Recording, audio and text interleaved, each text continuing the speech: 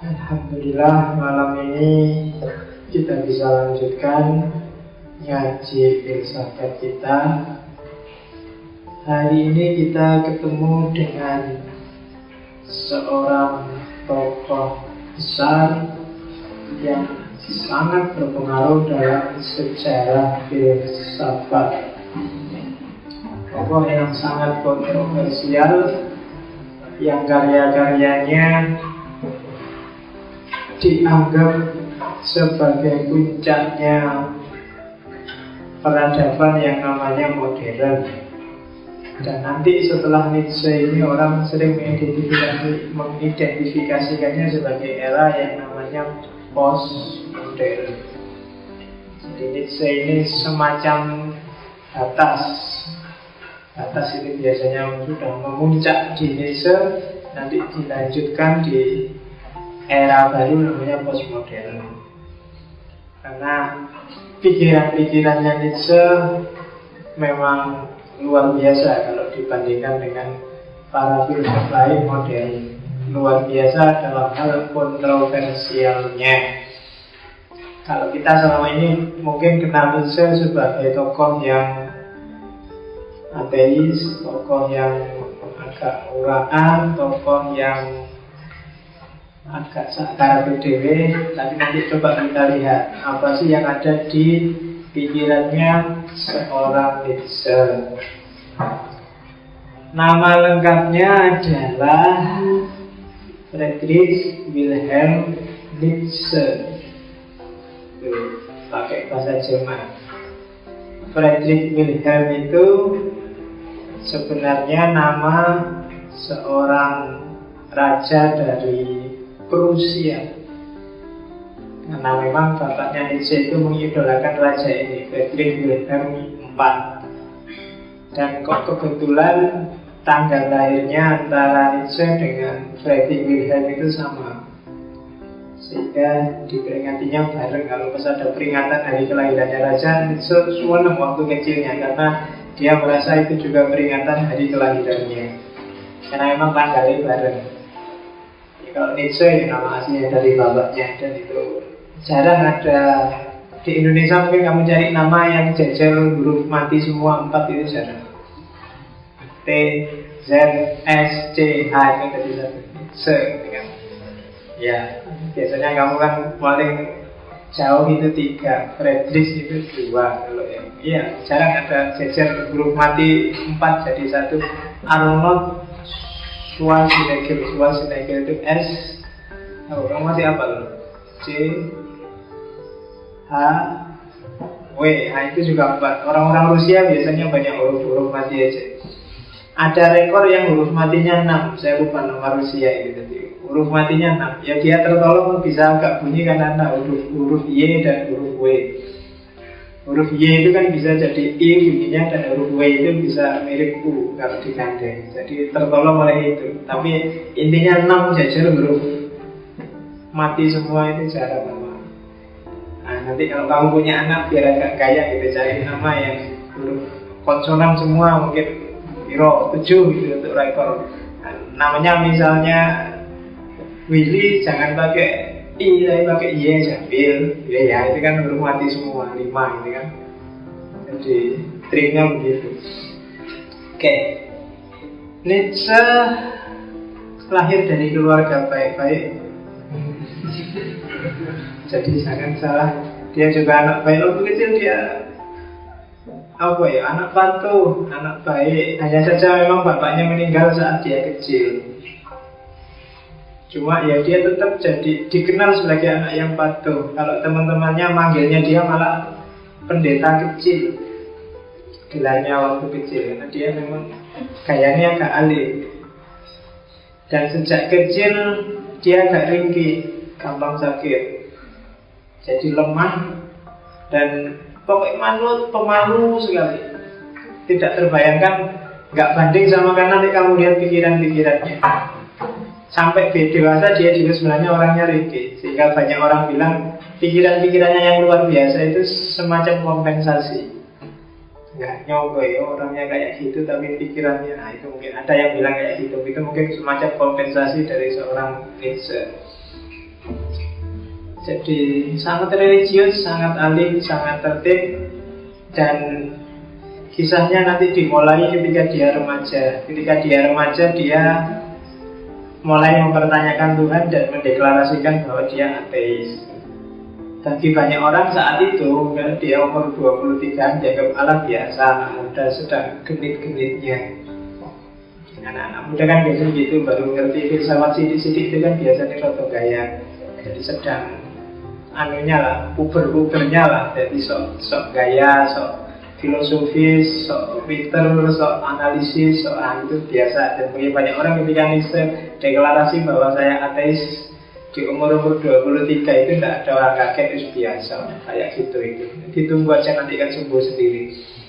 Nah, tapi sini ternyata enggak. Dia bablas dan jadi luar biasa pikiran-pikirannya.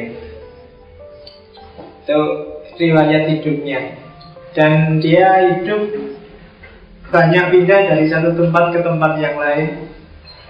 Dia sukanya nyepi, menyendiri, karena dia orang introvert. Jadi tidak suka pergaulan.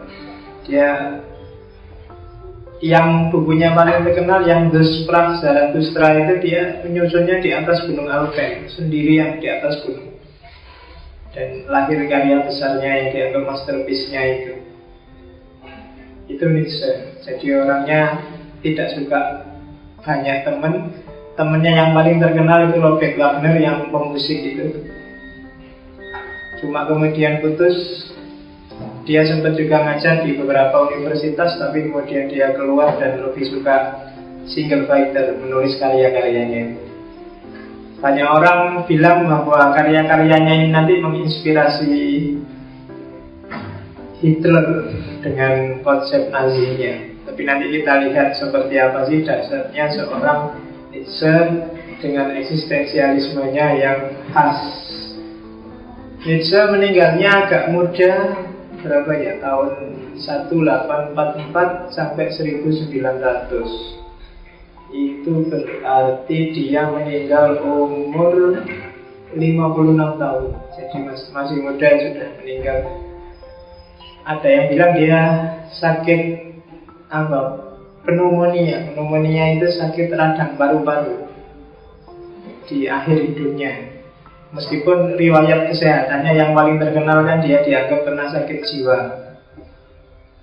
Jadi sakit jiwanya itu gabungan antara paranoid dan megalomania. Megalomania itu orang biasanya punya narcissistic personality disorder. Kalau paranoid kan kamu ngerti, yang sering lihat film hantu-hantu itu kan mesti terus kamu disebut paranoid. Jadi orang yang takut tidak jelas takutnya apa. Kalau megalomania itu orangnya narsis yang merasa besar, merasa pintar sendiri, merasa benar sendiri, merasa hebat sendiri, merasa penting sendiri. Ya kamu sekarang nyebutnya narsis. Kayak kamu di Facebook itu merasa kayak orang penting, tiap hari fotomu dipampang. Itu jangan salah, itu hati-hati, itu gejala sakit jiwa.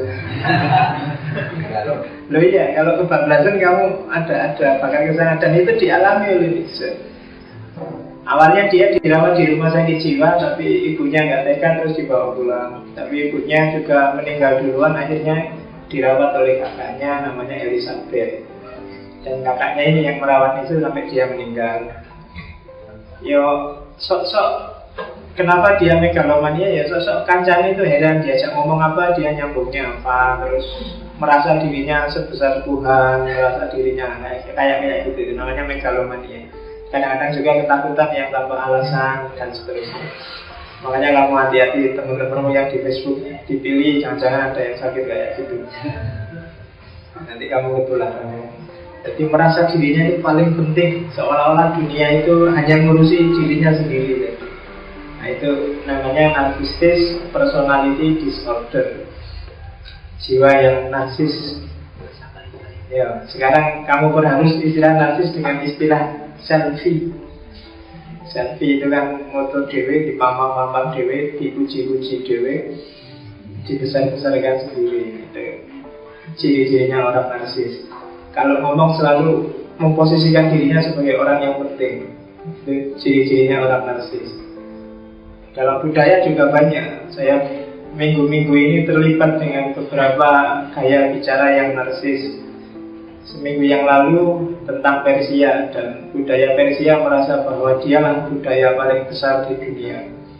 Selanjutnya Jawa, diskusi juga tentang Jawa, dan di situ dibesar-besarkan bahwa budaya paling penting, sumbernya semua budaya itu Jawa. Terus pernah juga diskusi tentang Cina. Yang Cina ini juga merasa bahwa Cina lah sumber segala peradaban yang hari ini berputar, semua pengaruh Cina. Cari barang mana yang gak ada tulisannya made in Cina. Mungkin kan orang narsis juga. Dan tidak ketinggalan juga India. India itu merasa sumber semua peradaban besar dan budaya besar itu ada di India. Nah, semuanya punya argumen. Yang Persia merasa besar, yang India merasa besar, yang Jawa juga merasa dia sangat penting. Dan itu sebenarnya agak bau-bau narsis. Karena yang ngomong gitu, yang Persia ya yang ngomong juga orang Persia sendiri, yang Jawa yang ngomong juga orang Jawa sendiri. Nah itu agak ciri-ciri ke sana, makanya hati-hati. Punya identitas harus, bangga dengan budaya harus, tapi jangan narsis. Karena peradaban itu saling interconnected, saling mempengaruhi kok. Jangan, tidak bisa dia single fighter. Bisa jadi Persia pasti juga ada pengaruh-pengaruh yang lain. Bisa jadi Jawa yang seperti itu pasti pengaruh yang lain. Cina juga begitu, India juga begitu. Tidak pernah single fighter. Peradaban itu selalu saling ngasih masukan, saling interkoneksi. Orang yang paling anti barat sekalipun, kalau kamu cari variabel hidupnya, pasti di sana banyak juga yang baunya barat.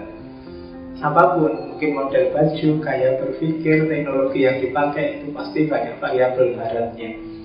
Yang mencaci maki barat itu ya banyak baratnya. Yang anti Syiah misalnya, mungkin kalau dicermati ada ke unsur-unsur keagamaannya sebenarnya yang bau Syiah.